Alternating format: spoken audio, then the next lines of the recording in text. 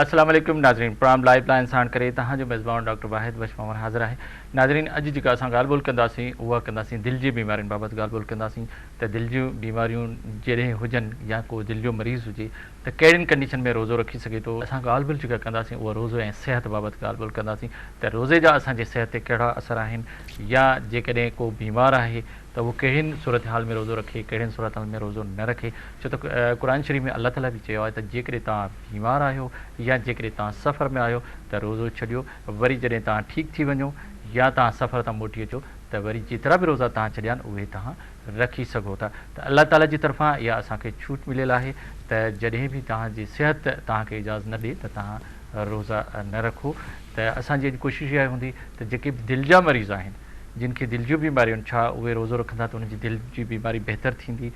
या न थींदी। इन मौज़ूअ ते ॻाल्हि ॿोल कंदासीं। इन सिलसिले में अॼु असां सां गॾु जेको महिमान आहे उहो आहे डॉक्टर रसूल बश्क बरहाम, जेके पाण दिलि जी बीमारियुनि जा माहिर आहिनि ऐं जेको असांजो national institute cardiovascular disease Karachi में जेके से दिलि जी बीमारियुनि जा माहिर आहिनि, उते दिलि जी बीमारियुनि ते उन्हनि जो वॾो कमु आहे। सर्जरी बि कंदा आहिनि, मरीज़नि खे बि ॾिसंदा आहिनि। ऐं डॉक्टर साहिब खां पुछंदासीं त जेके दिलि जा मरीज़ आहिनि छा उहो रोज़ो रखनि या न रखनि या कहिड़ी कंडीशन में रखनि। जे रखनि त दवा जो उन्हनि जो कहिड़ो सिस्टम हुजे,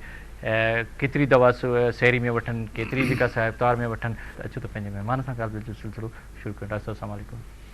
वालेकुम अस्सलाम। रसूल साहिब वॾी महिरबानी तव्हां हिते असां डॉक्टर साहिब रमज़ान शरीफ़ जो बहारो महीनो हली रहियो आहे ऐं असां मुस्लमान इबादत बि करिया, पर इबादत सां गॾु गॾु जेको रोज़े जी कंडीशन्स आहे उन में कुझु वक़्त लाइ, कुझु टाइम लाइ, कुझु कलाकनि जे लाइ जेको सो खाइण पीअण जी बंदिश हूंदी आहे। तव्हां सम्झो त जेके मरीज़ हूंदा आहिनि, जहिड़े बि क़िस्म जा मरीज़ हूंदा आहिनि, उन्हनि खे दवा बि खाइणी हूंदी आहे या इलाज बि कराइणो हूंदो आहे, त उहो जेको वक़्तु सिर जेका पाबंदी आहे उहा उन्हनि लाइ केतिरी सुठी आहे या केतिरी बहितर आहे। मां जिन ते ज़रूरु ॻाल्हि ॿोल कंदुसि रोज़े ऐं सिहत जो पाण में कहिड़ो लॻाव आहे, पर मां ज़रूरु फ़ाइदो वठंदुसि रसूल साहिब त रोज़े जी अहमियत ते थोरो ॻाल्हायूं त रोज़े जी अहमियत छा आहे। वॾी महिरबानी डॉक्टर वाहिद। थोराए थो आहियां अवां जो ऐं सिंध टी वी वारनि जो, जंहिं मूंखे अॼु इंतिहाई अहम मौज़ू ते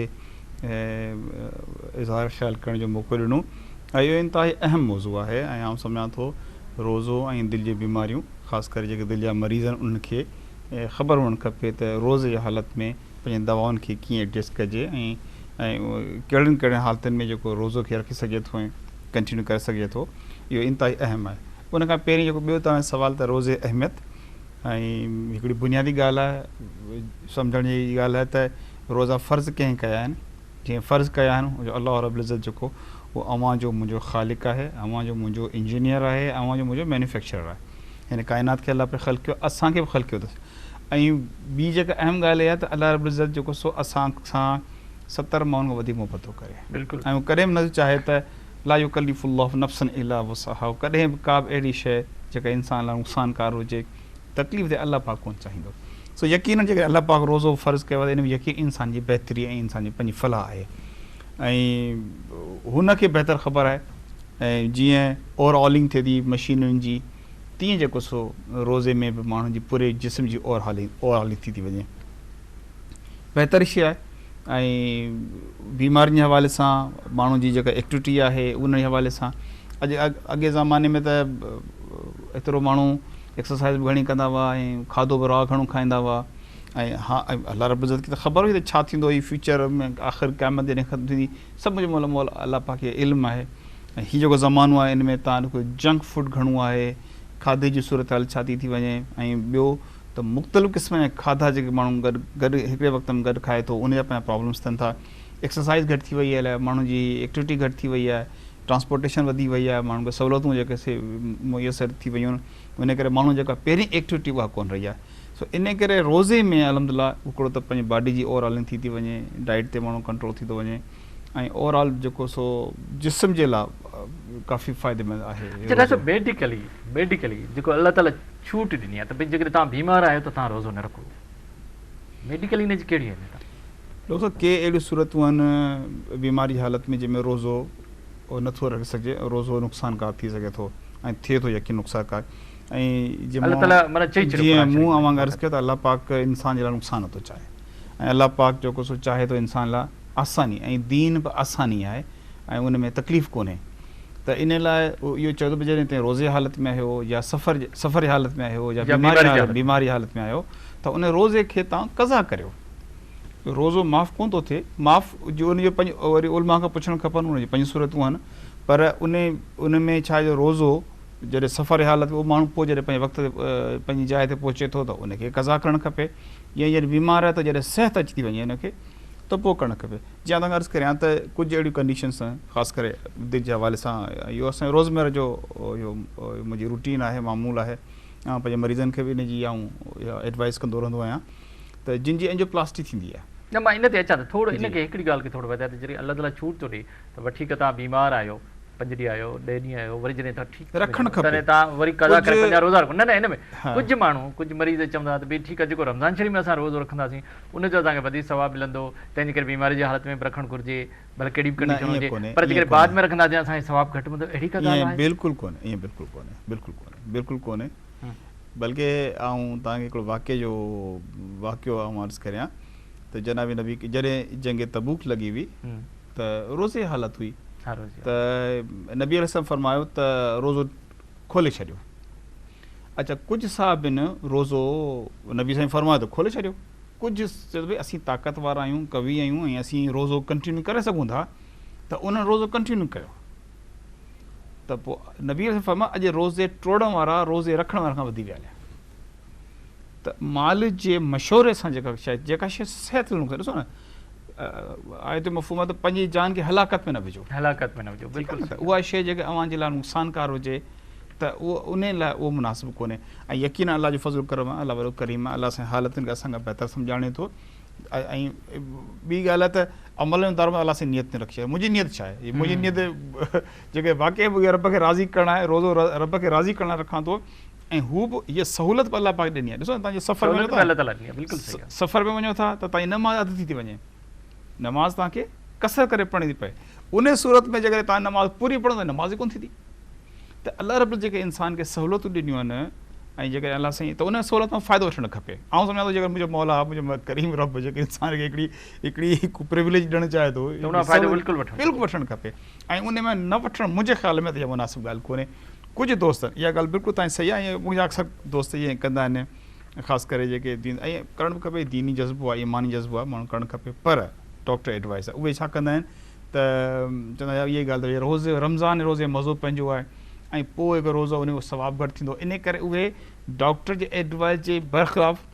उहे रोज़ा रखंदा आहिनि, पर उनखे नुक़सानु थींदो। मुंहिंजे ख़्याल में उन में सवाबु कोन्हे, छाकाणि इहा बि हिकिड़ी दीनी ॻाल्हि आहे त जेकॾहिं मुआलिज आहे, ऐं उन लाइ हिकिड़ो शर्त इहो आहे त मुआलिज बि दीनदार हुजे, मुआलिज जे लाइ बि मुआलिज बि ईअं न हुजे उहो पंहिंजा मसाइल जेके ख़ासि करे जेके दीनी मसाइल आहिनि उलमा सां मुफ़्तिन खां पुछी, जेके तिब जा मसाइल आहिनि, मिसाल तौर जेके मुंहिंजे लाइ इहे मसाइल अचनि था त आउं रोज़मर्रा मुफ़्ती साहिबनि खां इहो मशवरो कंदो आहियां त भई जेकॾहिं आउं हीअ मरीज़ हिन सूरत में आहे त मूंखे छा करणु खपे, त इहा शइ मुफ़्तिन खां पुछी पोइ डॉक्टर मेडिकली जेको पाण महसूसु करे थो त भई हीअ रोज़ो रखण सां हिन मरीज़ खे नुक़सानु थींदो या रखण में फ़ाइदो थींदो, त पोइ उन हिसाब सां पंहिंजी एडवाइस करे, ऐं एडवाइस ज़िमेदारी सम्झी करे एडवाइस ॾिए थो ऐं सही मशवरो ॾिए थो, उन ते अमल करण में यकीन दुनिया जो फ़ाइदो थींदो, इंशा अल्लाह कंदो, अल्लाह करीम आहे, आख़िर जो फ़ाइदो इंशा अल्लाह थींदो। बिल्कुलु ज़बरदस्त ॻाल्हि आहे, जेको कुझु अल्लाह ताला चयो उहो ई बहितर आहे। बिल्कुलु मुंहिंजे ख़्याल जेकॾहिं उन छूट ॾिनी आहे त उन मां फ़ाइदो वठिजे, बिल्कुलु जेकॾहिं उन चयो त भई हीउ मुंहिंजा फ़र्ज़ पूरा कयो त उन्हनि खे पूरो करणु घुरिजे, ज़रूरु छो त ज़िंदगी खे बचाइणु जेको आहे उहो मुंहिंजे ख़्याल फ़र्ज़ खां थोरो वधीक आहे। छूट में फ़ाइदो वठणु त अल्लाह जो हुकुम ई आहे, जॾहिं अल्लाह पाण फरमायो आहे त बाबा जेकॾहिं तई मसइले में आहियो, परेशानी में आहियो, सफ़र में आहियो, बीमार आहियो, त तव्हांखे पोइ रखो, ऐं ख़ासि करे हीअ जेके त ॾाढो हीअ जेके रोज़ा आहिनि गर्मियुनि में अचनि था, ऐं जेके ख़ासि दिलि जा मरीज़ अल्लाह साईं तव्हांखे सहूलियत कई आहे, छॾियो वरी पोइ डिसंबर जनवरी थधे मौसम में रखिजो ऐं गैप्स में रखिजो। अच्छा तव्हां दिलि जी बीमारियुनि जा माहिर आहियो, त उहे कहिड़ियूं दिलि जूं बीमारियूं आहिनि, 2-4 अहिड़ियूं ॿुधायो जिन में रोज़ो न रखणु घुरिजे, या अहिड़ी कंडीशन आहे जो रोज़ो छॾे करे वरी जॾहिं ठीकु थिए त पोइ रखिजे? डॉक्टर साहिब जंहिंमें एंजियोप्लास्टी थी हुजे ताज़ी, ऐं या बाईपास ताज़ो थियलु हुजे 6 महीननि जे अंदरि, जेकर रमज़ान अचे थो, मिसाल तौरु जेकॾहिं अप्रैल में फेबरवरी में जेकॾहिं उनजी एंजियोप्लास्टी थी आहे त फेबरवरी मार्च अप्रैल मई जून, ॾिसो न जून 5 महीना 6 महीननि जो लाइ आउं सम्झां थो उन्हनि माण्हुनि खे हिन साल जा रोज़ा जेके आहिनि से रमज़ान जा क़ज़ा करे, इहे पोइ डिसंबर में वरी जनवरी में इहे 2-3 महीननि में क़ज़ा करे रखणु खपनि। एंजियोप्लास्टी वारा मरीज़, बाईपास वारा मरीज़, उन जे लाइ इनिशियली इहो मुनासिबु कोन्हे। 6 महीना माना वो इंतज़ारु कनि। एटलीस्ट 6 महीना हिकिड़ो पीरियड आहे जेको वठंदा आहियूं, सेफ्टी पीरियड आहे। 6 महीननि खां पोइ उहो रखी सघनि था। अच्छा, न इहे त थियो उन्हनि जा, उन खां पोइ जेके दवाउनि ते आहिनि, जेके ड्रग्स खाइनि था, उन्हनि जूं बीमारियूं कहिड़ियूं आहिनि जिन में तव्हां सम्झो था त हिननि खे रोज़ो रखणु बहितर न आहे? दवाऊं एडजस्ट करे सघजनि थियूं, दवाऊं एडजस्ट करे सघनि थियूं। बाक़ी रोज़ो दिलि जे मरीज़ लाइ फ़ाइदेमंद आहे, नुक़सानदेह कोन्हे। अक्सर जेके ॾिसो, जेकॾहिं एंजाइना आहे, एंजाइना में बि जेकॾहिं माण्हू घटि खाईंदो तॾहिं बि हुनखे फ़ाइदो कंदो। कार्डियोमाइपैथी आहे जिसमें एलवी डिसफंक्शन थिए थो, हार्ट दिलि कमज़ोर आहे, दिलि वधियल आहे, त उन वक़्तु बि असीं उन्हनि में उन मरीज़नि में पेशाब आवर दवाऊं ॾींदा आहियूं। जंहिंमें पेशाब वधी अचे, असीं चाहींदा त जिसमें पाणी घटि रहे ऐं पाणी घटि पीआरींदा। ऐं रोज़ो त ऑलरेडी उन जी ट्रीटमेंट आहे।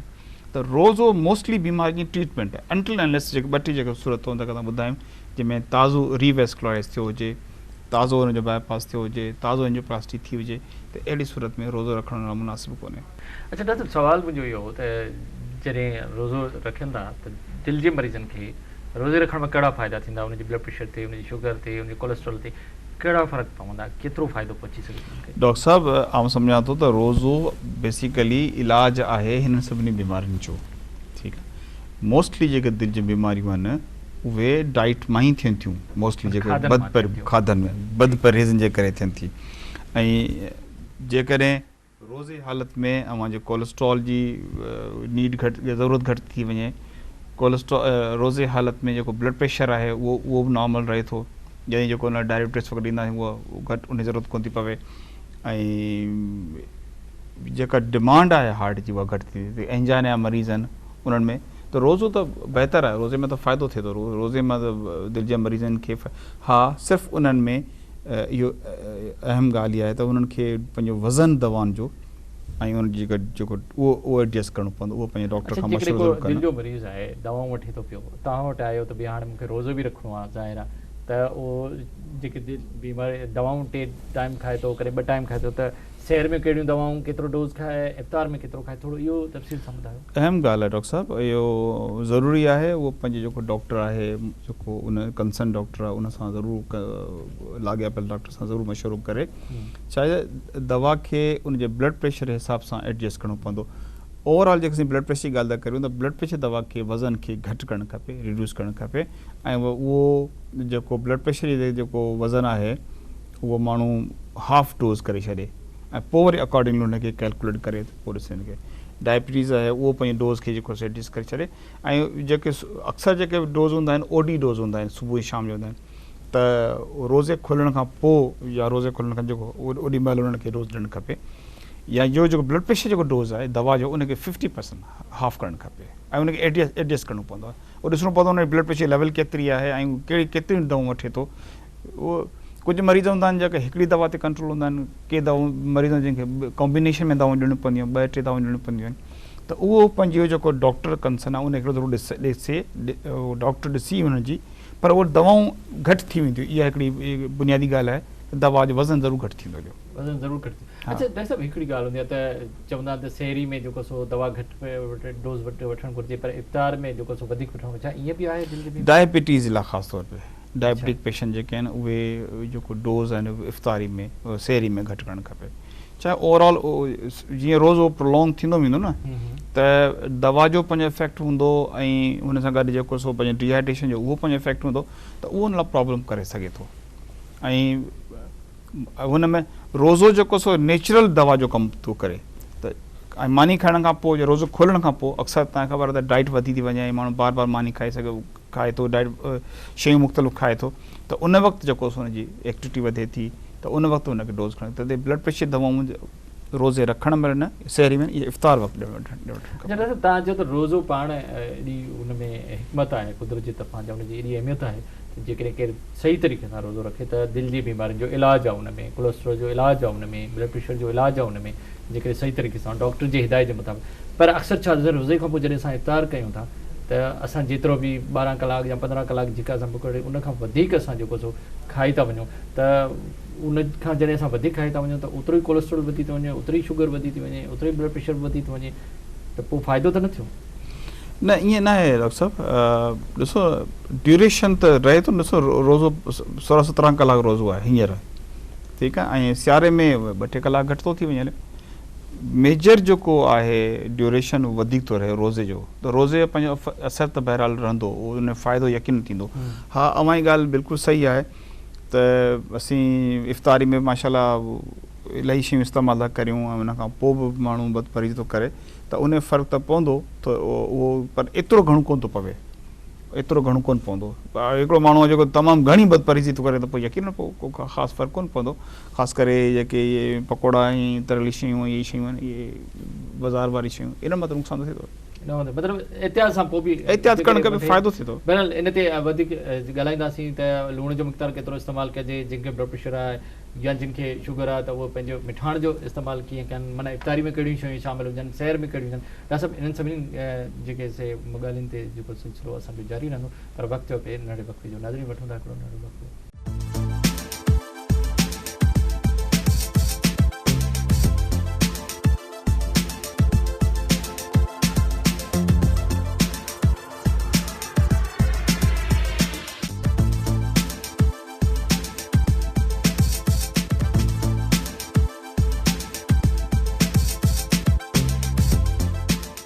वेलकम बैक नाज़रीन, अचो पंहिंजे ॻाल्हियुनि जो सिलसिलो ॿीहर पंहिंजे महिमान सां शुरू कयूं। अच्छा डॉक्टर साहिबु, जॾहिं तव्हां ॻाल्हि था करियो त असां ॻाल्हि था करियूं त हिकिड़ो ब्लड प्रेशर जो मरीज़ आहे, त छा सुबुह शाम जेको हाणे सैर ऐं इफ़्तार जो वक़्तु आहे, त कहिड़ा खाधा उनखे खाइणु घुरिजनि, लूण जी मिक़दार केतिरी हुजे, छो त जेकॾहिं लूण बि घटी वञे त पोइ उहो जिस्म जे लाइ बहितर त न आहे। डॉक्टर साहिबु, मुंहिंजी पंहिंजी प्रैक्टिस इन में डिफरेंट आहे। आउं सम्झां थो त इहो मरीज़ मुख़्तलिफ़ मरीज़नि सां इहा मुख़्तलिफ़ सूरत हाल हूंदी आहे। हू जेके अनकंट्रोल टाइप ब्लड प्रेशर हूंदो आहे, ऐं जेके मल्टीपल उनजी थेरापीज़ ॾियणी पवंदियूं, मुख़्तलिफ़ क़िस्म जी दवाऊं जो कॉम्बिनेशन ॾियणी पवंदियूं आहिनि, उन्हनि लाइ डाइटरी रिस्ट्रिक्शन्स हूंदियूं आहिनि आम ॾींहं में। पर आउं सम्झां रोज़े वारे ॾींहंनि में जेको नॉर्मल रूटीन घर में लूण वारो मानी खाधो पचे थो, उहो नॉर्मल खाधो खाइणु खपे, एक्स्ट्रा हुन लाइ कोन्हे। लूण जो मक़सदु इहो हूंदो त वाटर रिटेन थो करे न साईं, त उहो ऑलरेडी रोज़े में अलाह पाक अहिड़ो सिस्टम रखी छॾियो आहे त उहो शइ उहा कंपनसेट थी थी वञे, त उन जो को फ़र्क़ु कोन थो पवे को। हा, बाक़ी ओवरऑल जेका तव्हां ॻाल्हि था करियो त भई डाइट ख़ासि तौर ते शुगर वारा माण्हू आहिनि त कोशिशि करे जेको शुगर खे कंट्रोल करणु, शुगर डाइट उहो वठणु, ऐं ॿियो जेको असीं मुर्गनि ग़िज़ाऊं घणियूं हूंदा आहियूं ख़ासि करे खाईंदा आहियूं, इहे खाधनि में इन खां माण्हू खे ख़ासि करे परहेज़ करणु खपे। बाक़ी लूण ग़िज़ाऊं या चिकनाहट वारियूं शयूं या जेके बि असां शाम जो इफ़्तार में इस्तेमालु था कयूं, उहो तव्हांखे बि ख़बर आहे त असांजो कोलेस्ट्रॉल लेवल त घटंदी कान, उहा ई बरक़रार रहंदी या घटी सघे थी। डॉक्टर साहिबु, डिपेंड थो करे, हाणे उहो त खाधो कहिड़े क़िस्म जो खाइणु, पर पहिरीं ॻाल्हि एहतियात ज़रूरु करणु, एहतियात करणु। अच्छा डॉक्टर साहिबु, हिकिड़ो जेकॾहिं हार्ट अटैक कंहिंखे थियो आहे, को मरीज़ आहे, उनजो तव्हां हार्ट सर्जरी बि कई आहे, त सर्जरी वारो जेको मरीज़ आहे उनखे तव्हां छा हिदायत कंदो त उहो जंहिंजी ऑपरेशन कया, ओपन सर्जरी बि तव्हां कयल आहे, त उहो रोज़ा रखे या न रखे, या उनखे तव्हां छा एडवाइस कंदो हिन जो? दरअसल मुंहिंजे तव्हां पहिरीं अर्ज़ु कयो त जेके रीवेस्कुलराइज़ कंदा आहियूं असीं, जीअं नाली खोली वेंदी आहे, एंजियोप्लास्टी अलॻि आहे, पर हिकिड़ी सर्जरी बि कंदा आहियूं। बाईपास वारे माण्हुनि खे त रोज़नि खां बिल्कुलु मना कंदा आहियूं, छाकाणि उनखे डाइट जी ज़रूरत आहे, उनखे न्यूट्रिशन जी ज़रूरत आहे, छाकाणि ज़ख़्म बि ताज़ो हूंदो आहे, ऐं हुनखे हीलिंग जो जेको सो प्रोसेस शुरू हूंदो आहे, त उन में त चवंदा आहियूं त उनखे हाई प्रोटीन डाइट ॾींदी वञे, त उन्हनि खे त असीं रोज़े लाइ स्ट्रिक्टली मना कंदा आहियूं। जीअं मूं तव्हांखे 6 महीना उन्हनि खे रोज़ो, उन्हनि खे बि 6 महीना ताईं बिल्कुलु 6 महीना रोज़े पाबंदी हूंदी आहे, ऐं प्लस उन्हनि खे हाई प्रोटीन डाइट एडवाइस कंदा आहियूं। उहो उन लाइ इनिशियली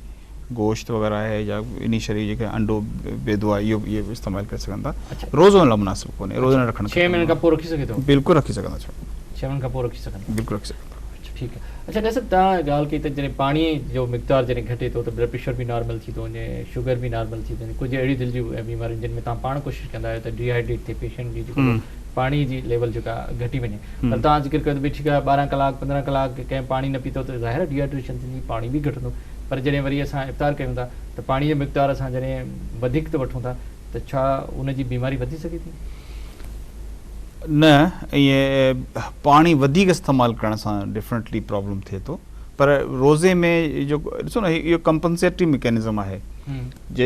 तव्हां इहो महसूसु कयो हूंदो, जॾहिं पाणी तव्हां रोज़ो रखंदा आहियो, तव्हां घणो पाणी पीअंदा आहियो, त तव्हांखे पेशाब घणो ईंदो आहे ऐं तव्हां महसूसु कयो हूंदो त पेशाब जो रंग जेको हूंदो वाइट रंग हूंदो आहे, साफ़ु पाणी जहिड़ो हूंदो आहे ऐं जीअं वक़्तु गुज़रंदो वेंदो त उनजो रंग जेको आहे सो तब्दील थींदो वेंदो, कंसंट्रेटेड थींदो। इहो कुदरती हिकिड़ो अलाह पाक असांजे जिस्म में हिकिड़ो कंपनसेटिव मैकेनिज़म रखियो आहे त पाणी खे एडजस्ट करे थो।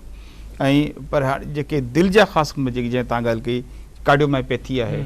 दिलि कमज़ोर आहे ऐं उनजो दिलि वधियल आहे ऐं उन्हनि अॻे डायबिटिक्स ते रखियल हूंदा आहिनि मरीज़, त पोइ उनखे रोज़े खां पोइ बि एहतियात करणु खपे पाणी में ऐं पाणी तमामु घणो इस्तेमालु या हिकदमि न करणु खपे, गैप्स में करे सघे थो पर घटि दवा बि वठी सघे थो, दवा हुनखे वठणी पवंदी, दवा ज़रूरु वठणी पवंदी। अच्छा, दिलि जो मरीज़ दवा छॾे नथा सघनि? न छॾणु खपे, बिल्कुलु न छॾणु खपे। दिलि जा मरीज़ मुख़्तलिफ़ क़िस्म जा थींदा, ॾिसो तव्हां ॻाल्हि दिलि जा मरीज़ हिकिड़ो ब्रॉड स्पेक्ट्रम ॻाल्हि था करियो, हुन में ब्लड प्रेशर मरीज़ बि आहिनि, दिलि जे नालनि वारा मरीज़ बि आहिनि, एंजाइना वारा मरीज़ आहिनि, वेल्व वारा अलॻि मरीज़ हूंदा आहिनि या वेल्व बंदि हूंदा आहिनि। तंहिंखां पोइ हार्ट जो जेको मसल जा बीमारियूं आहिनि, कार्डियोमायोपैथी आहे, उन जो रीज़न कहिड़ा बि थी सघनि था, त उन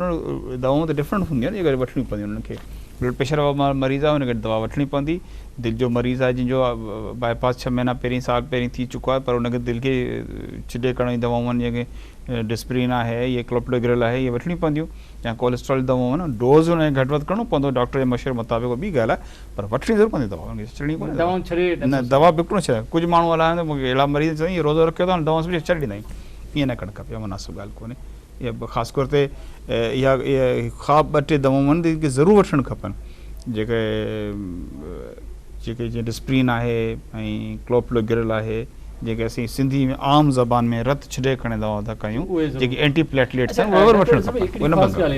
जीअं तव्हां इंजाइना जो बार बार ज़िक्र कयो, त जॾहिं इंजाइना जो हिकिड़ो इलाजु आहे, त छा जेकॾहिं रोज़े वारो माण्हू इंजाइना उनखे न थींदी या ऑक्सीजन प्रॉपर पहुचंदी, छा इन में कीअं रोज़े जो इंजाइना त कीअं उनखे तव्हां कंदो त इहो ट्रीटमेंट आहे? ॾिसो न, हीउ डिमांड एंड सप्लाई जो मामिलो आहे न। हा, जेतिरी हार्ट जी डिमांड वधंदी ऐं हुतां पुठियां ब्लॉकेज आहे, आर्टरी बंदि आहे, ब्लड सप्लाई उते प्रॉपर नथी अचे, त प्रॉब्लम शुरू थींदो। इहो नेचुरल फिनोमिना आहे न। ऐं अवां रोज़े जॾहिं बि ख़ाली पेट हूंदो, रोज़े में बेसिक मेटाबॉलिज़म रेट घटि थो थिए, बॉडी डिमांड घटि थी वञे, रिक्वायरमेंट घटि थी वञे, रिक्वायरमेंट घटि थिए त सप्लाई घटि थी मिली वञे। त इन करे तव्हां ख़ासि ॾिसो, एंजाइना वारे मरीज़नि जो हिकिड़ी ख़ासि हिकु निशानी हूंदी आहे एंजाइना जी, त मानी खाई हलंदा त तकलीफ़ वधंदी, पर ख़ाली पेट हलंदा तकलीफ़ कोन थींदी। इहा एंजाइना जा सिम्पटम्स अलॻि आहिनि, सिम्पटम्स अलॻि थी वियो, त ॻाल्हि हिकिड़ो अलॻि मौज़ू थी वियो न। एंजाइना हिकिड़े माण्हू खे आहे, एंजाइना मतिलबु उन एंजाइना हिकिड़ी स्टेबल एंजाइना हले थो, छाती ते वज़न अचे थो, छाती में सूर थो थिए, दबाव अचे थो, उहो डिफरेंट उन सिम्पटम्स आहिनि। उहो कुल्हनि में वञी सघे थो, जाह में वञी सघे थो, ॾंदनि में वञी सघे थो, एपिगैस्ट्रिक पेन थो, रेट्रोस्टल बर्निंग, उन मुख़्तलिफ़ क़िस्म जा सिम्पटम्स आहिनि। उहो चवंदो आऊं हलां थो त मूंखे तकलीफ़ थिए थी, विहां थो त आउं थोरो बहितर सां हलां थो, मूंखे सहिको थी थो वञे, जेको मूंखे पहिरीं कोन थींदो, हलां थो मूंखे ईअं थो लॻे जहिड़ो त हा मुश्किल थो थी वञे, मूंखे वेहणो थो पइजी वञे। इहे सिम्पटम्स एंजाइना जा सिम्पटम्स आहिनि।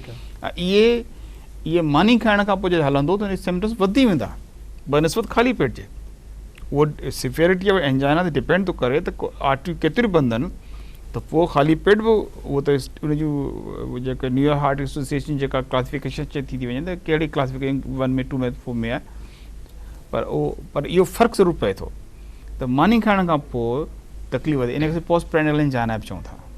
वधंदी। ऐं उहा असांखे छा रोज़े में थी आहे, रोज़े में त माण्हू सम्झो बुख में हूंदो आहे, त उहो तबियत बहितर रहे थी उनजी, मतिलबु उनखे फ़ाइदो थींदो, यकीन फ़ाइदो, जेके बि एंजाइना जो सिम्पटम उहे घटि थींदा, तकलीफ़ उहा घटि थींदी। पर एंजाइना जी ट्रीटमेंट सिर्फ़ु इहा कनि न, जेकॾहिं माण्हू एंजाइना त उहो सिर्फ़ु दवाउनि ते गुज़ारो करे, ईअं न करणु खपे, उनखे प्रॉपर डॉक्टर खे ॾिसणो पवंदो। ऐं पोइ अॼुकल्ह त ज़मानो हाणे वधी वियो आहे, हाणे एडवांस थी वियो आहे, टेक्नोलॉजी एडवांस थी वई आहे, हाणे त इन्वेसिव प्रोसीजर अची विया आहिनि, ऐं माण्हू खे ॾिसणो खपे एंजियोग्राफी करण खां पोइ हुनजी पोज़ीशन छा आहे, उहो उनखे स्टैंडिंग थी सघे थी या मल्टीपल वेसल आहिनि ऐं सर्जरी ज़रूरत आहे, पर करणु खपे, सिर्फ़ु दवा गुज़ारणु खपे। रोज़े सां आहे उनखे दिलि जी तकलीफ़ थी आहे, उहो तव्हां वटि आयो आहे, त छा उन रोज़े जी सूरत में तव्हां उनजी एंजियोप्लास्टी करे सघो था, का एंजियोग्राफी करे सघो था? डॉक्टर साहब ॾिसो न, अलाह पाक आसानी कई आहे न, आसानी कई आहे, बीमारी हालत में अलाह सां आसानी कई आहे। माण्हू बीमार अचानक थी सघे, यकीनन अचानक थी सघे, उहे अर्ज़ पियो मूंखे अचानक उनखे त ख़बर ई कान्हे त मां रोज़े बिल्कुलु ईअं थींदो आहे, ऐं उनखे रोज़ो टुरणो पवंदो, उनखे रोज़ो टुराईंदा आहियूं। अच्छा जेकॾहिं उनखे एंजाइना आहे ऐं ॾिसूं था ECG चेंजिस आहिनि उनखे अच्छा त बिल्कुलु रोज़ो टोड़ाईंदा रोज़ो टुटी थो इंजेक्शन ॾियण रोज़ो टुटी थो वञे दवाऊं ॾियण सां रोज़ो टुटी थो वञे रोज़ो टुटणु खपे हुनखे ऐं उन ते को उनखे वबाल कोन पवंदो ॾिसो न को गुनाह न जंहिं न कतई को गुनाह कोन्हे जंहिं शइ में अव्हां जी जान खे नुक़सानु आहे हम्म, ॾिसो हीअ जान बचाइणी आहे हीअ जान अलाह जी अमानत आहे जान अलाह जी हीअ ज़िंदगी अलाह जी अमानत आहे क़ुर पाक आयत में फरमायो हिकिड़ी ज़िंदगी बचाए पूरी इंसानियत खे बचाए छॾियो न हा इहा हीअ अलाह जी अमानत आहे त इन ख़्यालु करणु खपे इनखे ईअं ई वेस्ट न करणु खपे जेकॾहिं ईअं न त भई रोज़ो पोइ बि थी सघे थो उन अलाह सां सहूलियत ॿधियूं कज़ा ॿधी आहे अलाह सां उनजो तरीक़ो ॿुधायो अथसि सिर्फ़ु रोज़े करे ॾिसो न पंहिंजे पाण खे हलाकत में न आहे विझूं त जेके हिकु माण्हू खे एंजाइना थी थो वञे हार्ट अटैक आहे हुनखे रोज़े जे दौरान का एंजाइना तकलीफ़ थी एंजाइना अलॻि शइ आहे हा। पर जेके हार्ट अटैक थिए पियो हुनखे ऑनगोइंग स्कीमिया आहे त उनखे त उनखे इलाजु करणु खपे ऐं इलाज में त रोज़ो टुटी वेंदो हुनजो ऐं करणु खपे मूं वटि हिकिड़ा पेशेंट ईंदा आहिनि जिन खे एंजाइना हूंदी आहे सिवियर एंजाइना त असां हू चवंदा असांजे डॉक्टर साहब रमज़ान खां पोइ अची एंजियोप्लास्टी एंजियोग्राफी कराईंदा मुंहिंजो बाबा तव्हां कराए छॾियो ख़ुदा न ख़ासि को मसइलो थी थो वञे त पोइ छा त कंदो पोइ रिग्रेट पिणु कंदो न अफ़सोस पियो कंदो न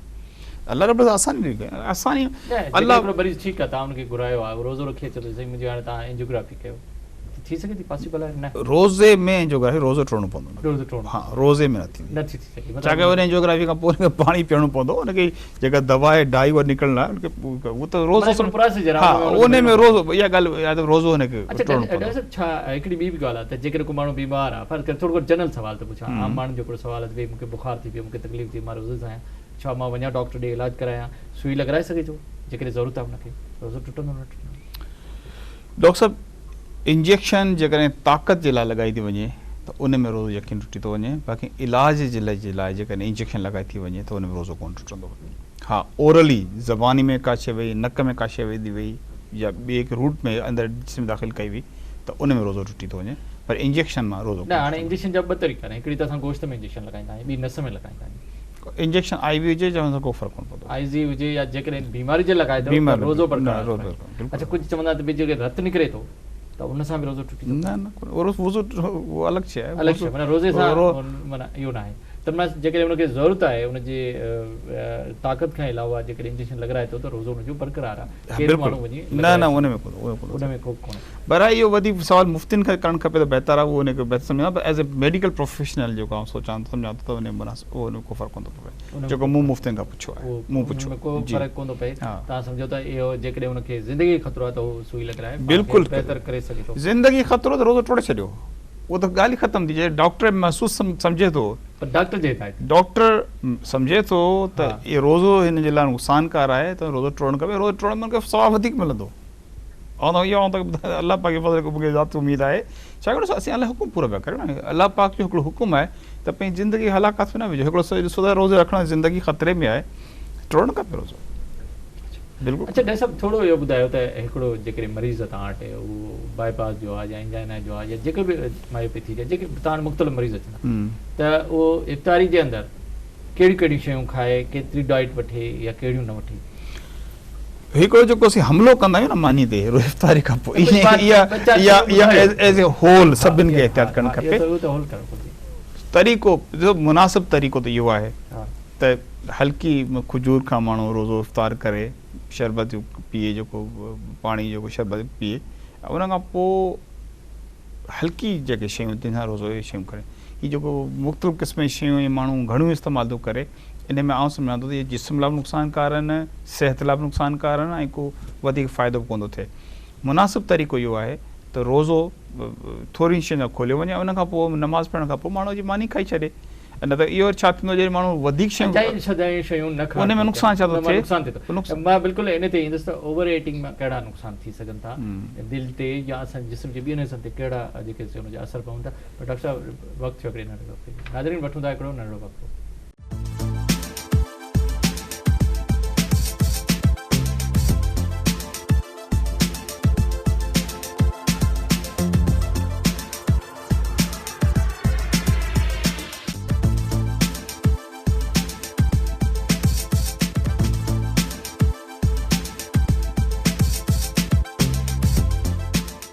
वेलकम बैक नाज़रीन अचो पंहिंजी ॻाल्हियुनि जो सिलसिलो ॿीहर डॉक्टर रसूल बख्श सां शुरू कयो अच्छा डॉक्टर साहब ओवर एक्टिंग जॾहिं असां वधीक खाई था वञूं ज़ाहिर आहे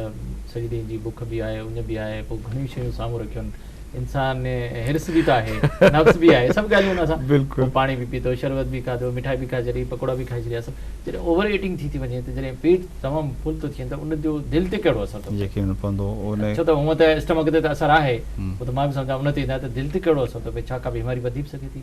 बिल्कुलु वधी सघे थी डॉक्टर साहिबु, तव्हां बिल्कुलु मुनासिबु बहितर सुवालु कयो आहे। ऐं ख़ासि करे दिलि जे मरीज़नि खे हिकदमि ईअं जीअं जो माण्हू हमलो कंदो आहे मानी ते न करणु खपे, ऐं तहमल सां ऐं थोरो, ऐं उनखे बि कोशिशि करे त जीअं खजूर सां रोज़ो इफ़्तार करे, ऐं शरबत जो ॿ गिलास पीए, हल्की शइ घणी हिकदमि न करे, नमाज़ पढ़ी पर गैप्स में पोइ वञी करे, जीअं हिकु माण्हू यकीन तव्हांजी ॻाल्हि बिल्कुलु मुनासिबु सही ॻाल्हि आहे त बुख बि हूंदी आहे सॼे ॾींहं जी, ऐं मज़ेदार शयूं साम्हूं पई हूंदियूं आहिनि, माण्हू दिलि चाहींदो त शयूं माण्हू सभिनि खे टेस्ट करे, त उनखे ओवर ईटिंग जे डेफिनेटली जेको नुक़सानकार आहे, ख़ासि करे दिलि जे मरीज़ यकीन नुक़सानकार आहे, ऐं उन को घणो फ़ाइदो कोन कहिड़ी थिए। तकलीफ़ थी सघे थी उन महिल जेकॾहिं डॉक्टर साहिबु हिकदमि जेकॾहिं खाए थो त उनखे इंजाइना वधी सघे थी, अच्छा सूर हा, दिलि जो बिल्कुलु वधी सघे थी। जेको इंजाइना वधी सघे थी उन्हनि खे, ऐं उन्हनि खे ऐं बल्कि जेके दिलि जा मरीज़ के महसूसु कंदा हूंदा उहो न करे सघंदा आहिनि, घणी वरी जिन खे इंजाइना आहे, दिलि जी नाल जो मसइलो आहे, त उन्हनि खे प्रॉब्लम थी सघे जेकॾहिं थो। असांजे स्टमक में का ख़राबी पैदा थी थी, जेकॾहिं अल्सर आहे, जलन थिए थी, त उहा बि दिलि ते असर पवंदो? त अल्सर जो त ख़ैर दिलि ते असरु कोन थो पवे, या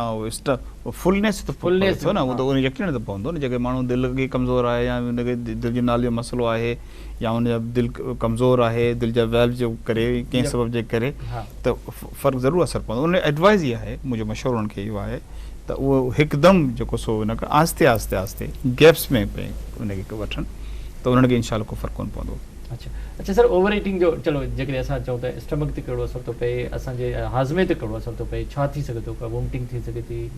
उन महिल फ़ौरन माण्हू मरीज़ जेको आहे उहो बीमार थी सघे थो, थोरो वरी हिन मेडिसिन जे हवाले सां? डॉक्टर साहिबु, इहो त डेली रूटीन जी ॻाल्हि आहे, इहो पाण तव्हां महसूसु कंदा हूंदा, तव्हांखे अंदाज़ो थींदो जॾहिं वधीक माण्हू खाईंदो त हालत छा थी थी, माण्हू बिल्कुलु कमज़ोर थो महसूसु करे, हले माण्हू कोन थो थिए, मुनासिबु कोन्हे इहो तरीक़ो कोन्हे, ऐं सुन तरीक़ो बि इहो आहे त भई जिस्म खे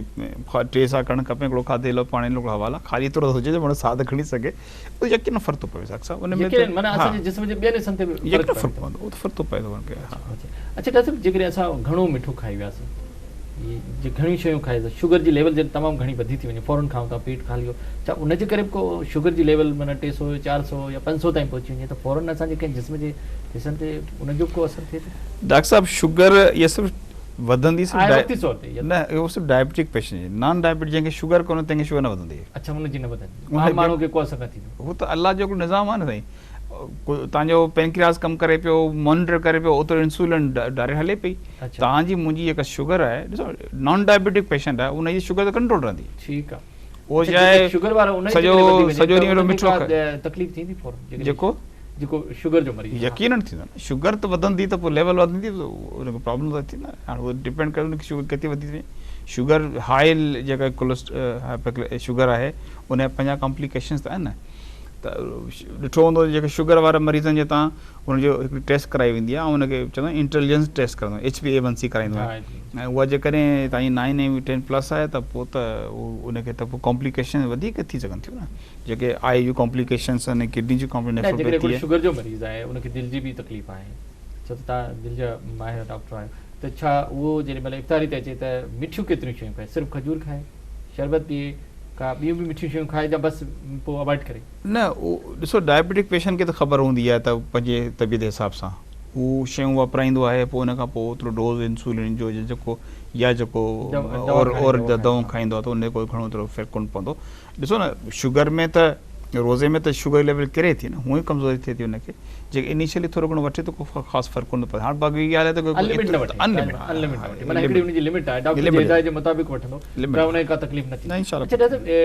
तव्हां मुख़्तलिफ़ सर्जरी जो ज़िक्र कयो, इंजाइना जा पेशेंट जो बि तव्हां ज़िक्र कयो, मायोपैथी जो बि ज़िक्र कयो, दिलि जी बीमारी, ॿियूं बि बीमारियूं, या ओपन हार्ट सर्जरी तव्हां कई, एंजियोप्लास्टी बि थींदी आहे, एंजियोग्राफी थिए पई, पर कुझु वेल्व सर्जरियूं बि थींदियूं, तव्हां उन्हनि जी बि कंदा, छा उहे बि माण्हू रोज़ो रखी सघंदा? वेल्व जेके कॉमन सर्जरी आहिनि, जेको माइट्रल वेल्व आहे, MVR माइट्रल वेल्व रिप्लेसमेंट थिए थी, या एओर्टिक वेल्व रिप्लेसमेंट थिए थी, इन खे रोज़े ते को ख़ासि फ़र्क़ु कोन थो पए। हा, इनिशियली जेको शुरूआती जेका 2 ॾींहं आहिनि, 2-3 महीना आहिनि, त उहो बॉडी खे न्यूट्रिशन जी ज़रूरत हूंदी आहे, इन करे उन में परहेज़ न कराईंदा आहियूं, त जीअं जिस्म में ताक़त अचे, ऐं जेको हीलिंग प्रोसेस आहे, जंहिंमें ज़ख़्म भरिजनि था उहो बहितर थी वञे। बाक़ी उन्हनि जे लाइ को मसइलो कोन्हे, उन्हनि लाइ उहो रोज़ो रखी सघंदा, 2 महीने खां 2 महीननि खां पोइ रोज़ो रखी सघंदा, 3 महीननि खां रोज़ो रखी सघंदा, उन को मसइलो कोन्हे। हीउ सिर्फ़ु उन माण्हुनि लाइ मसइलो आहे जिनजी दिलि जी नालियुनि जो मसइलो आहे। उहे नालियूं चाहे स्टेंट सां खोलायूं या बाईपास सां खोलायूं, उन में प्रॉब्लम थींदो। बाक़ी वेल जा मरीज़ आहिनि उन लाइ इनशा को मसइलो कोन थींदो। वेल जूं सर्जरी आहिनि, ॿी जेके कंजनल हार्ट डिज़ीज़ जूं सर्जरी हूंदियूं आहिनि, दिलि में सुराख हूंदा आहिनि, माण्हू बंदि कराईंदा आहिनि, ASD जा पेशेंट हूंदा आहिनि, VSD जा पेशेंट हूंदा आहिनि, उन्हनि खे इनशा को फ़र्क़ु कोन पवंदो। टेट्रोलॉजी जा मरीज़ हूंदा आहिनि जिनजे उन्हनि जी टोटल करेक्शन कंदा आहियूं, उन्हनि खे इनशा को फ़र्क़ु कोन थो पवे। हीउ सिर्फ़ु उन माण्हुनि खे उहो मरीज़ खे फ़र्क़ु पवंदो जेके जिन जूं नालियूं ॿीहर खुलियूं हूंदियूं उन्हनि खे। अच्छा, को दिलि जो मरीज़ आहे उनखे उहो हाणे ठीकु आहे, माना उनजी तव्हां हिकिड़ी उनजी बाईपास थियल आहे, सर्जरी थियल आहे, उहो रोज़ो रखे थो, जेकॾहिं रोज़े जी सूरत हाल में उनजी शुगर लेवल या ब्लड लेवल काफ़ी डाउन थी वञे त उनखे छा करणु घुरिजे? उहो अगेन इहो डिपेंड थो करे उनजे मालिश ते, पंहिंजे डॉक्टर खे ॾेखारे थो ऐं उहो सम्झे थो ऐं हू पाण मरीज़ सम्झे थो जेकॾहिं मूंखे हाणे रोज़ो वधीक नुक़सानु पियो करे ऐं उन वधीक बर्दाश्त नथो करे सघां त उहो उनखे त करणु खपे। न त ॿिया एहतियात वारी ॻाल्हि आहे, उहो पंहिंजी एक्टिविटी खे घटि करे छॾे, कोशिशि करे त थधे कम में वेहे ऐं उनखे टाइम कढी सघे त रोज़े सुठी ॻाल्हि आहे। रोज़ो टोड़ण जो पंहिंजो हिकिड़ो पंहिंजो मसइलो आहे, पर जेकॾहिं उहो सुवालु अची थो वञे जेकॾहिं जान जो ख़तरो आहे ऐं माण्हू वधीक बर्दाश्त ऐं डॉक्टर करे थो त पोइ हुनखे करणु खपे। हा, उहो सूरत डिपेंड थो करे, डॉक्टर मालिश ते डिपेंड थो करे त उन लाइ मुनासिबु आहे। पर तव्हांजो चवण जो मतिलबु त जेके शुगर जा मरीज़ आहिनि या जेके ब्लड प्रेशर जा मरीज़ आहिनि, दिलि जा जेके मरीज़ आहिनि, उन्हनि जो टोटल पंहिंजे डॉक्टर सां कंसर्न या उन्हनि जे हिदायत जे मुताबिक़ हलणो आहे उन्हनि खे? डॉक्टर साहिबु रमज़ान शुरू थियण खां पहिरीं हू पंहिंजे डॉक्टर सां ज़रूरु मशवरो कनि ऐं हुनजी बीमारी जी कंडीशन कहिड़ी आहे, कहिड़े क़िस्म जी दवाऊं वठनि पिया, उन्हनि दवाउनि खे एडजस्ट कराइनि। ऐं अक्सर मरीज़ माशाल्लाह इहे कराईंदा आहिनि ऐं असां वटि अचनि था जेके डॉक्टर मरीज़ अचनि था। हा, ॿिया कुझु मरीज़ हूंदा आहिनि जिनजो डॉक्टर सां तालुक़ु आहे ऐं उनजो नंबर नोट हूंदो आहे त पोइ हू फ़ोन ते बि करे सघनि था, पर मुनासिबु इहो आहे त पंहिंजो डॉक्टर सां मिली रमज़ान खां पहिरीं जिन कराए छॾियो आहे त मुनासिबु आहिनि ऐं जिन न करायो वञे पंहिंजे डॉक्टर सां पंहिंजो मशवरो करे हुनजी बीमारी जी पोज़ीशन छा आहे, उहो कहिड़ी क़िस्म जी दवाऊं वठे, उन दवाउनि खे एडजस्ट करे उन मशवरे सां पोइ रोज़ो रखनि। अच्छा सभु हिकिड़ो त असां इफ़्तारी जो ॻाल्हि कई त वाक़ई उन में असां पाण बि थोरो बेसब्रा थी वेंदा आहियूं, छो त सॼी ॾींहं जी बुख हूंदी आहे त सभु कुझु फ़ौरन जेको सो खाई सघिजे। पर शहरी में अहिड़े क़िस्म जा मरीज़ जेके दिलि जा मरीज़ शहरी में कहिड़ियूं शयूं खाइनि जो सॼो 12-13 कलाक 15 कलाक डाइट बि उन्हनि सां गॾु, जा पराठो खाई सघनि था, चांहि या खीर जो गिलास, या कहिड़ियूं कहिड़ियूं शयूं उनजे खाधे में शामिलु हुजनि? डॉक्टर साहिब में छा शामिलु आहे ख़ासि तौर शहरी में? डाइट में जेका इम्पॉर्टेंट शइ आहे उहो पाणी वधीक हुजे, लिक्विड शयूं वधीक हुजनि ऐं घणियूं मुर्गनि शयूं न हुजनि जेके तव्हांखे एसिडिटी कनि या प्रॉब्लम कनि। ठीकु आहे, पर पाणी जो उन लाइ पाणी स्टार्ट या जॾहिं माण्हू उथे थो, नेरणो थिए थो त 2-4 गिलास 2 गिलास पाणी, हिकदमि पाणी माण्हू एतिरा कोन थो पी सघे त हिकिड़ो 2 गिलास माण्हू पाणी पी छॾे। वरी सैरी करे थो, सैरी में छा हुजे, पराठो हुजे, अंडो हुजे, भाॼी हुजे, खीर हुजे, छा छा हुजे? उहो त उन ते को फ़र्क़ु कोन्हे, भले ठीकु सैरी माण्हू करे सघे थो, उन जो को फ़र्क़ु कोन थो पवे, उहो त डिपेंड करे थो जहिड़ो हा जेको अलाह सां ॾिए थो उहो जेको हूंदो आहे। ऐं सैरी में अक्सर तव्हां ॾिठो हूंदो, सैरी में बि माण्हू को एॾी हेवी कोन कंदा आहिनि, वधि में वधि पराठो चांहि हूंदो आहे, हिकिड़ो अंडो हूंदो आहे, घणो को एक्स्ट्रा माण्हू जेको तिका विका या उहो सब्जियूं अहिड़ी क़िस्म जी शयूं न हूंदियूं आहिनि। हमेशह माण्हू खे आम तौर रूटीन बि इहा हूंदी आहे त शहरी हमेशह माण्हू लाइट कंदो आहे ऐं जे दही इस्तेमालु थो थी वञे या हल्की भाॼी आहे उहा इस्तेमालु करे सघे थी, अंडो आहे उहो इस्तेमालु करे सघे थो ऐं खीर आहे उनजो इस्तेमालु करणु खपे, पर लिक्विड शयूं जेके वधीक इस्तेमालु करे बहितर आहे उन लाइ। उहो बहितर आहे, माना सॼो ॾींहुं उनजो उन में जेको हा, छाकाणि हुनखे हा अहम शइ आहे त हुन पाणी जो वधीक इस्तेमालु करे, छाकाणि उन लाइ डेफिनेटली पाणी प्रॉब्लम कंदो, पाणी जे करे प्रॉब्लम थिए थो, माना पाणी ख़ासि तौर ते। हा, उन लाइ लिक्विड शयूं आहिनि, शरबत जी सूरत में आहे, लस्सी जी सूरत में आहे या खीर जी सूरत में आहे या पाणी सूरत में। तव्हां ड्रग्स इस्तेमालु कंदा आहियो, मुख़्तलिफ़ हिकिड़ियुनि जो लॉन्ग ड्यूरेशन आहे, शॉर्ट ड्यूरेशन आहे, हाणे ज़ाहिर 15 कलाक जो रोज़ो बि आहे, त कहिड़ियूं वधीक ड्रग्स तव्हां एडवाइज़ कंदो दिलि जे मरीज़नि खे जेके शहरी में वठनि, जिन जो लॉन्ग वारनि खे वधीक रखंदो या शॉर्ट वारनि खे वधीक रखंदो? छो त जीअं जीअं वक़्तु वधंदो तीअं उनजी ग्लूकोस लेवल बि घटंदी, उनजो पाणी जी लेवल बि घटंदी, त कहिड़ियूं दवाऊं वधीक तव्हां एडवाइज़ कंदो अहिड़नि मरीज़नि खे? उहो ऑलरेडी ॾिसो डॉक्टर साहिबु, मुख़्तलिफ़ मरीज़नि जेके मुख़्तलिफ़ दवाऊं वठनि था, उहे दवाऊं उहे हुननि खे कंटिन्यू कराइणियूं, नई दवा शुरूआति न कई वेंदी आहे। तव्हां ॿई दवाऊं इस्तेमालु कंदा आहियो न? ॿई इस्तेमालु थी वियो, उहे ई दवाऊं सिर्फ़ु हुन डोज़ जेको आहे एडजस्ट करणो पवंदो, डोज़ घटि करे छॾींदा आहियूं असीं। अच्छा ॾिसो शॉर्ट लॉन्ग एक्टिंग जेका आहे सा त 24 कलाक में हिकिड़ो दफ़ो वरिती वेंदी आहे, ठीकु आहे, 24 शॉर्ट एक्टिंग आहे जेका असां 8 कलाक में इफेक्ट करे 6 कलाक में इफेक्ट थिए थो, जेके ॾींहं में 4 कलाक में 4 वठणियूं पवंदियूं, उहे दवाऊं त असीं कोन कंदा आहियूं। उन BD डोज़ करे छॾंदा आहियूं सुबुह शाम जो करे, त माण्हू सहरी में वठी छॾे ऐं इफ़्तारी में वठे, मंझंदि जी ज़रूरत न पवे, उनखे न पवंदी। मतिलबु इन में बि को कान्हे, पर डॉक्टर उन्हनि जो रुगो डोज़ खे एडजस्ट त करे छॾंदो एडजस्ट करे छॾंदो त उनजी जेकॾहिं शाम जो जेकॾहिं उनजी ग्लूकोज लेवल घटि आहे या डिहाइड्रेशन थिए पई या पाणी लेवल घटी वियो आहे त पोइ उनजे जिस्म ते को असरु न को फ़र्क़ु कोन्हे, माना हू पंहिंजी बहितर जेको सो ज़िंदगी खे गुज़ारे सघे। उहे जेके दवाऊं शॉर्ट एक्टिंग दवाऊं जेके आहिनि मिसाल तौरु उहे तॾहिं ज़रूरत पवनि जॾहिं को एंटीबायोटिक्स आहिनि या उहे ॿी ब्लड प्रेशर जी दवाऊं आहिनि, उहे बि असीं उन में शॉर्ट एक्टिंग बि BD डोज़ सुबुह शाम डोज़ ॿई टाइम आहिनि, सहर इफ़्तारी ते उहो वठी सघनि था, उनजो कोई अहिड़ो मसइलो कोन्हे। अच्छा डॉक्टर साहब तव्हां छा था सम्झो त जेके माण्हू जिन जी पहिरीं सर्जरी थी आहे या अञा 6 महीना न थिया आहिनि, जिन एंजियोप्लास्टी थी आहे अञा सर्जरी 6 महीना न थिया आहिनि, त उहे त रोज़ो नथा रखी सघनि, ॿिया जेके बि दिलि जा मरीज़ आहिनि उहे सभु रोज़ो रखी सघनि, सभु रोज़ रखी सघनि था, को उन्हनि खे नुक़सानु न थींदो, इंशाअल्लाह को कोन थींदो, कोन। अच्छा जेकॾहिं को मसइलो आहे त पंहिंजे डॉक्टर सां कंदा, हा उहो डॉक्टर सां मशवरो करे डॉक्टर उन दवाउनि खे एडजस्ट कंदो, दवा पंहिंजी खे कंटिन्यू कंदा। अच्छा डॉक्टर साहब टाइम ख़तमु थियण वारो, पैगाम छा हूंदो, मैसेज छा हूंदो? माशाअल्लाह तव्हां ॾाढी ज़बरदस्त जेके ॻाल्हियूं ॿुधायूं, मैसेज छा हूंदो? रमज़ान अल्लाह जी नेमत आहे ऐं नबी अलैहि जी हदीस जो मफ़हूम आहे ऐं हलाक थिए उहो शख़्स जंहिंखे रमज़ान मिले पंहिंजी बख़्शिश न कराए, ऐं जंहिंखे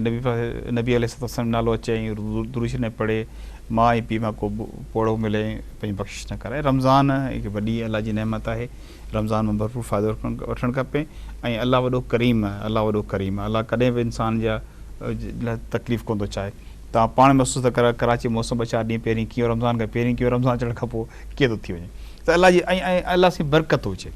बरकत बि अचे, पर अल्लाह पाक असांखे सम्झ ॾिनी आहे, असांखे अक़ुलु ॾिनो आहे, असां उन सम्झ अक़ुल मुताबिक़ पंहिंजे जेको मॉलेज आहे उन खां मशवरो करे जेकॾहिं असीं रोज़े खे दवाउनि खे अॻियां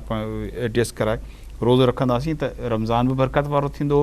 सिहत में बि फ़ाइदो थींदो ऐं रमज़ान जेके नेमतूं आहिनि ऐं जेके इंशाअल्लाह उहा माण्हू भरपूर नमूने उनखां हासिलु करे सघंदो। हीउ मौक़ो बि अल्लाह सां ॾिनो आहे, इन मौक़े मां फ़ाइदो वठणु खपे ऐं पर उन्हनि दोस्तनि लाइ ख़ासि तौरु मुंहिंजो पैगाम आहे उन मरीज़नि खे जिनखे डॉक्टर मना थो करे, मशवरे सां उन्हनि खे नाउमीद न थियणु खपे ऐं यकीन अल्लाह वॾो करीम आहे ऐं उन्हनि खे उहो पूरो रमज़ान जो अजर मिलंदो ऐं उहो हज जेको नियत निकिरंदो ऐं अल्लाह सां सहूलियत ॾिनी आहे उहो रोज़ो जेको सो आसान वरी थधे मौसम में डिसंबर जनवरी में अची रखनि ऐं ख़ासि करे उन्हनि दोस्तनि खे जेके जज़्बाती आहिनि उन्हनि खे मुंहिंजी दरख़्वास्त आहे, अर्ज़ु आहे, उहो सम्झा असांखे ताक़त मिली आहे, असां रोज़ो रखी सघूं था,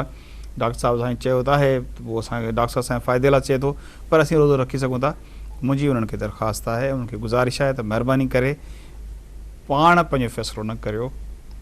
यकीनन ईमानी तव्हांजी कैफ़ियत आहे, तव्हां चाहियो था त रमज़ान में रोज़ा रखो ऐं हमेशह तव्हां रखंदा आया आहियो ऐं अल्लाह सां अव्हांजी नियत खे ॾिसे पियो, पर जेकॾहिं तव्हां हिन दफ़े डॉक्टर जे चवण ते अमल कंदो त इहा अव्हांजे लाइ फ़ाइदो थींदो ऐं अल्लाह पाक हिन में इंशाअल्लाह अव्हांखे इन जो अजुर बि ॾींदो इंशाअल्लाह। वॾी महिरबानी डॉक्टर रसूल भाई तव्हां वरी में डॉक्टर भाई साहब वॾी महिरबानी। नाज़रीन डॉक्टर रसूल भाई सां गॾु जेको दिलि जी बीमारियुनि बाबति ॼाण ॾेई रहियो, ॾाढी ज़बरदस्त ॻाल्हि कई त रोज़ो जेको रखणु उहो असांजे जिस्म लाइ फ़ाइदेमंद आहे, जिस्म जे हर हिसे ते हुनजो असरु आहे, दिलि जी बीमारियुनि में बि काफ़ी फ़ाइदो आहे, पर दिलि जी बीमारी हुजनि, ब्लड प्रेशर हुजे, शुगर जी बीमारी या जेका बि बीमारी हुजे पंहिंजे डॉक्टर जे हिदायत जे मुताबिक़ अमल करो। डॉक्टर तव्हांखे जीअं चवे उहो कयो, जेकॾहिं डॉक्टर सम्झे थो त तव्हांजी सिहत बहितर आहे त तव्हां रोज़ो रखो, जेकॾहिं डॉक्टर सम्झे थो त तव्हांजी सिहत बहितर न आहे त उनजे हिदायत मुताबिक़ रोज़ो छॾे वरी बाद में रखी सघिजे। जो डॉक्टर साहिब जे इन्हनि ॻाल्हियुनि ते असां अमल कयो त असां बहितर ऐं सुठी ज़िंदगी गुज़ारे सघूं था ऐं इन ते प्रोग्राम लाइफ लाइन जो वक़्तु पूरो थियो। पंहिंजे मेज़बान डॉक्टर वाहिद बशमोर खे इजाज़त ॾींदा। अल्लाह हाफ़िज़।